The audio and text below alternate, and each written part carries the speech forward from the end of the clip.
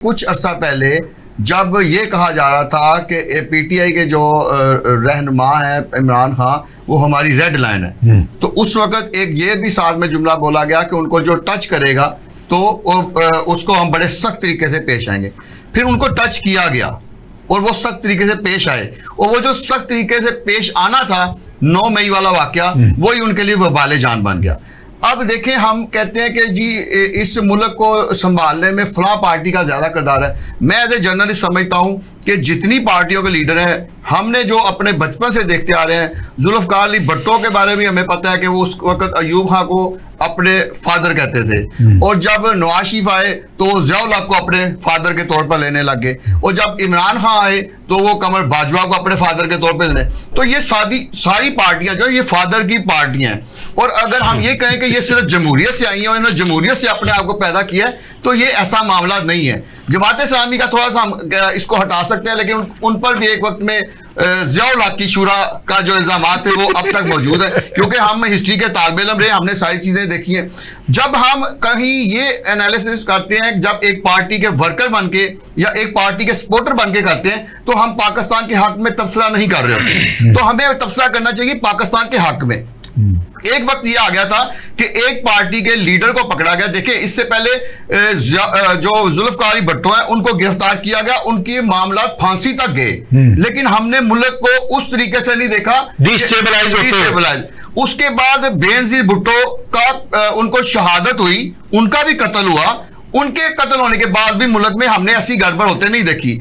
और नवाज शरीफ के बारे में कहा जाता है उनको तो 3 दफा उतारा गया, उनको ताहयात जो है ताहयात उनकी उम्र कैद की गई, लेकिन उस वक्त भी हमने डिस्टेबलाइज मुल्क होते नहीं देखा, ना कहते हुए।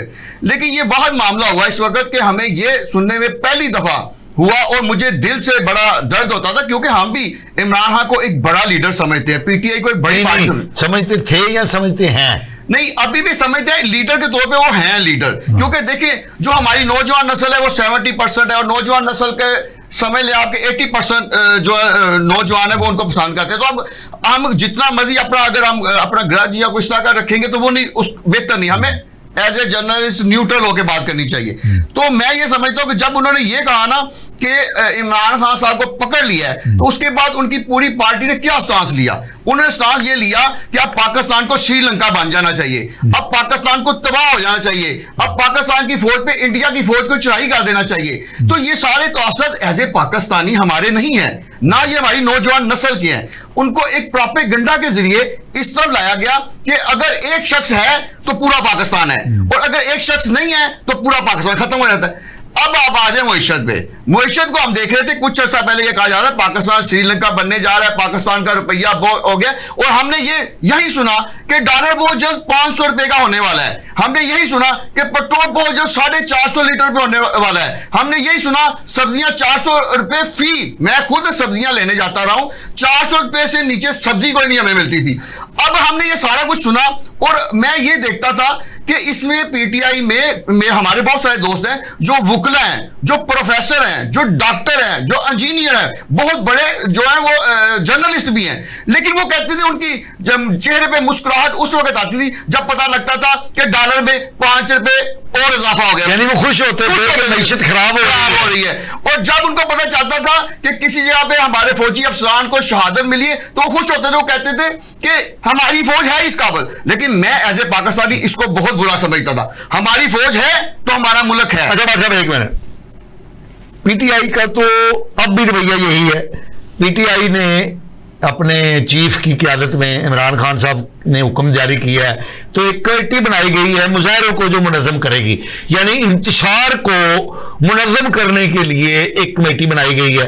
तो पीटीआई की क़यादत का तो अब भी यही रोल है, खान नहीं है तो कुछ नहीं है। मैं उसी को वाइंड अप करके इधर ला रहा था, बस मुझे सिर्फ 2 मिनट होते थे।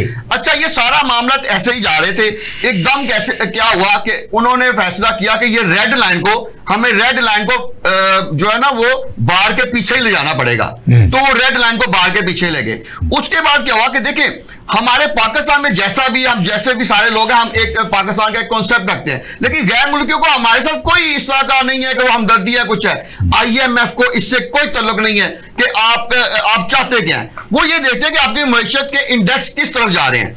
उन्होंने ये जो $7 अरब की जो अमदाद देने की या जो आपको वो देने का कहा है, तो वो सिर्फ इस वजह से किया है कि उनको पता चला है कि अब इनके मुल्क में जो इंतशार बुलाने की जो कोशिश हो रही थी वहां से कंट्रोल हो गई है। और अब हमारी जो अरबाब इख्तियार है, उन्होंने 36 माह के लिए गारंटी दी है कि 36 माह तक जब तक आप हमें ये $7 अरब देते हैं, हम मुल्क में मईशत को बेहतर बनाने की कोशिश करेंगे, हम मुल्क में सियासी निजाम को भी डीरेल नहीं होने देंगे, और जो डीरेल करने की कोशिश करेगा उसको बड़े सख्त अंदाज से डंडे के साथ हम रोकेंगे। और वो रोक रहे हैं। और मैं आपको बता रहा हूं कि डॉलर भी आप देख लें, आप पेट्रोल की कीमत भी देखिए, वक्ती तौर पे होता है कि इंटरनेशनल जो लेवल होता है उस पे पेट्रोल की कीमत कम होती है, तो यहां भी कम होती है कई दफा। भाई साहब, थोड़ा सा अपने अदर साहब ने जो गुफ्तगू की है कि सब्जियां बहुत महंगी हैं, उस पर भी जरा। मैं वही कह रहा था कि अभी से 4 महीने पहले हर सब्जी का रेट 400 से ऊपर था। ठीक है। अब 150 से 200, और इन्होंने यही कहा है कि 150 से 200 है, यानी 200 रुपया सब्जी का रेट कम हो गया, पेट्रोल का रेट कम हो गया। खुश नहीं है। अच्छा, एक और मैं आपको अहम बात बता दूं, क्योंकि हमारे मुल्क में सबसे ज्यादा बहरान था पिछले दिनों में, जून, जुलाई और मई में जो सबसे ज्यादा खुदकुशी हुई वो बिजली की कीमतों की वजह से हुई। अच्छा, बिजली के हवाले से भी अब क्योंकि हालात बेहतर हुए हैं, तो IPP पहले आंखें दिखाती थी, अब IPP के जो मालकान हैं उन्होंने बात सुनना शुरू कर दिया। लेकिन भाई साहब, इसका क्रेडिट जमात इस्लामी को जाता है कि उन्होंने मुजाहरे किए, धरने दिए, कौम के सामने हकायक बयान किए, लूटमार का पूरा वो खाता खोला। नहीं, तो ये तो है। आफत नईमुर रहमान साहब जब से आए हैं, उन्होंने, मैं देखा कि देखे इनमें ये है कि जो काजी हुसैन अहमद थे उस वक्त उन्होंने कहा काजी आ रहा है, तो एक खौफ की अलामत भी। और जैसे आपने खबरें का इसीलिए चला कि जी जहां जुल्म वहां खबरें, तो हमारे मुल्क में ये जो होते हैं ना लोगो सुल्तान रही वाला स्टाइल जो उन्होंने बताया। तो आप कहना चाहते हैं कि अब जो जमात इस्लामी का स्टाइल है आफत नईमुर रहमान साहब का, वो नहीं, मैं वो ये कहना चाह रहा हूं कि ये नौजवानों की उमंगों के मुताबिक है। हमें ये नहीं देखना कि हम जमात इस्लामी को हमेशा देखते हैं, जब भी देखते हैं ना, जमात इस्लामी को 60 साल से अबव की लोगों की जमात समझते हैं, और उनका जो ट्रेंड भी होता है ना 60 साल से अबव वाला मिलता है। जहां भी जाएंगे खवातीन को अलग कर दें, और खवातीन की अलग मीटिंग होगी, फिर जो जहां वो होंगे और जितने लोग होंगे उनके आपको जो चेहरा मोहरा है वो भी इस्लामी मुताबिक है। ये बहुत अच्छी बात है, लेकिन हमें साथ में नौजवानों को भी लेके चलना। और मेरे बहुत सारे जमात इस्लामी के दोस्त हैं, वो कहते हैं कि अब जमात इस्लामी में नौजवान, जो 25 साल का नौजवान है उसके ट्रेंड को देखा जा रहा है, 30 साल का नौजवान है उसके ट्रेंड को देखा जा रहा है, 35 साल का जो नौजवान है उसके ट्रेंड को देखा जा रहा है। ये एक अच्छी हम ओवरऑल बात करते हैं मईशत पे, तो मईशत जो है ना पाकिस्तान की, वो ट्रेंड चेंज कर रही है। और जिन लोगों ने अरबाब इख्तियार ने जो इसके हवाले से जो गैर मुल्की एजेंसीज हैं और डोनेट करने वाले इदारे हैं उनको गारंटी दी है। और मैं ये कहता हूं, ये जो रोजाना रात को बैठ के कुछ यूट्यूबर, जिनमें इमरान रियाज साहब खास तौर पे हैं, कि ये रोजाना जो दिलासा देते हैं कि कल और अगले हफ्ते इमरान खान साहब की रिहाई होने वाली है, मैं उनको चैलेंज करता हूं कि अगले 2 साल तक इमरान खान साहब की मुल्क में रिहाई नहीं होगी। अगर रिहाई होगी तो वो बैरून मुल्क ही जाएंगे, नहीं रहेंगे।